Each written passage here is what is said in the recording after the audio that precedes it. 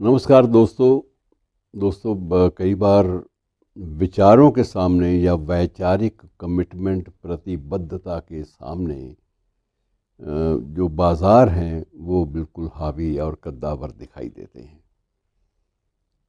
मसला अभी हाल ही में कलकत्ता में होने वाले बुक फेयर के बारे में है। एक अंतर्राष्ट्रीय बुक फेयर कलकत्ता का या कोलकाता का जिसे आप कहते हैं, तो वो एक प्रकार से हमेशा चर्चा में रहता है कि ये बुक फेयर विश्व के सबसे बड़े 4 या 5 बुक फेयर में से इसकी गिनती होती है, क्योंकि इसमें जो सेल होती है, जो बिक्री होती है मित्रों, वो बड़ी अद्भुत होती है। और सबसे बड़ी बात यह है, जो ख़रीदार होता है वो कोई लाइब्रेरियों वाले स्टॉक बल्क परचेज़ करने वाले नहीं होते, सिर्फ वो नहीं होते बल्कि आम आदमी भी होता है।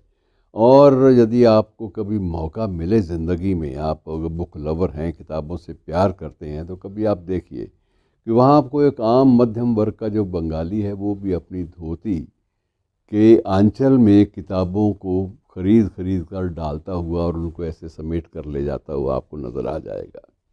इतना शौक़ है कि वे लोग 2 अवसरों के लिए, वहाँ के उस क्षेत्र के लोग 2 अवसरों के लिए पैसे जोड़ कर रखते हैं। एक पूजा हॉलीडेज़ के लिए, जब दुर्गा पूजा का सीज़न आता है, और दूसरा बुक फेयर के लिए। दोनों ही उनके लिए बहुत बड़े एक उत्सव वाली बात, पर्व वाली बात हो जाती है। और दोनों बार वो बड़ी तैयारी आरंभ से ही, साल की शुरुआत से ही आरंभ से ही तैयार होना शुरू कर देते हैं। अब मैं जिस घटना का जिक्र कर रहा हूँ वो घटना है विश्व हिंदू परिषद द्वारा लगाए जाने वाले स्टॉल के बारे में। अब विश्व हिंदू परिषद की वैचारिकता पश्चिमी बंगाल के जो ज़्यादातर जो लिखने पढ़ने वाले लोग हैं उनसे मेल नहीं खाती, और उनकी जो प्रार्थना थी वो अस्वीकार कर दी गई कि आपको स्टॉल इस बुक फेयर में नहीं दिया जा सकता, क्योंकि आपने तो वही अपना धर्म प्रचार करना है, हिंदुत्व की बात करनी है। और इसके ख़िलाफ़ विश्व हिंदू परिषद ने वहाँ के कलकत्ता हाई कोर्ट में बाकायदा एक याचिका दायर की और मांग की कि ये उनका अपना मौलिक अधिकार है, उन्हें दिया जाना चाहिए। तर्क जो थे उन्होंने बड़े सशक्त ढंग से दिए कि जब अभिव्यक्ति की आज़ादी है, जब वैचारिक स्वाधीनता पर कोई प्रतिबंध लगाना हमारे देश में नहीं होता है, परंपरा ही ऐसी नहीं है, तो ये प्रतिबंध हमारे ऊपर क्यों? हमारे ऊपर प्रतिबंध केवल तभी हो सकता है जब हम कोई अश्लील साहित्य या भड़काऊ साहित्य वो बेचें, लिखें, या उसकी बिक्री करें या उसका प्रचार करें। यदि इनसे हटकर कोई बात हम कहते हैं तो हमारा अधिकार है। लेकिन हाई कोर्ट ने सारी दलीलें सुनने के बाद उनकी याचिका, विश्व हिंदू परिषद की याचिका रद्द कर दी, और रद्द इस आधार पर की कि ये कोई बात नहीं बनती कि आप ये कहें कि क्योंकि आपको अधिकार है। ये मेला की जो मंडली है, जो आयोजक मंडल है, वो तय करता है कि किसको हमने स्थान देना है, किसको नहीं देना।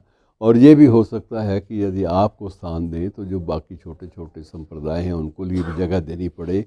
तो ये एक बहुत बड़ी विकट समस्या है जिसका सारा फैसला आयोजकों पर छोड़ देना चाहिए। लेकिन मित्रों, दलीलें इनकी इतनी ज़्यादा सशक्त थी कि हाई कोर्ट ने यद्यपि याचिका रद्द कर दी, 2 दिन के बाद ही विश्व पुस्तक मेले के आयोजक मंडल की ओर से एक पत्र विश्व हिंदू परिषद को आ गया कि यद्यपि न्यायपालिका ने अलग से निर्णय दिया है, हम इस बात की आपको अनुमति देते हैं कि आप अपना स्टॉल लगाएं, और इसके लिए जो भी निर्धारित दरें हैं उन दरों का आप भुगतान करें, ताकि आपका स्टॉल जो है वो आरक्षित किया जा सके। और ये इस बार शायद पहली बार माना जाता है कि एक स्टॉल की अनुमति दी गई है जिसका जो संबंध है वो विश्व हिंदू परिषद से है, और उसके जो आयोजक हैं उस बुक फेयर के, उनमें ज़्यादातर वामपंथी प्रचारक हैं। क्योंकि वो सब लोग ये भी समझते हैं कि जब बाज़ार की बात आती है तो निश्चित रूप से वामपंथी और प्रगतिशील साहित्य के ख़रीदारों की संख्या थोड़ी सी कम हुई अपेक्षाकृत, क्योंकि लाल झंडा अब ज़्यादा वो लोकप्रिय, उतना पुरानी बुलंदियों पर नहीं फहराया जाता। अब यह है कि जब वो फहराने वाली चीज़ें या जो परचम थे वो धीरे धीरे मध्यम पड़ते जा रहे हैं, तो बाज़ार को चलाना है। या इस बुक फेयर की परंपरा को कायम रखना है तो ये ज़रूरी है कि सभी की वैचारिकता का सम्मान किया जाए और सभी को अपनी बात कहने का, अपनी बात प्रदर्शित करने का अवसर दिया जाए। अवसर से आप इनकार नहीं कर सकते। हम किसी पर ये नहीं थोप सकते कि वो फ़लाँ धार्मिक ग्रंथ ना पढ़े या फ़लाँ धार्मिक ग्रंथ का जो प्रकाशन है उस पर कोई पाबंदी लगे, ये संभव नहीं है। तो ये मित्रों हाल ही की घटना है जिसका संबंध बौद्धिकता से है और बौद्धिकता के साथ साथ इंटेलेक्चुअलिज्म के साथ साथ बाज़ार से भी है। शुक्रिया दोस्तों।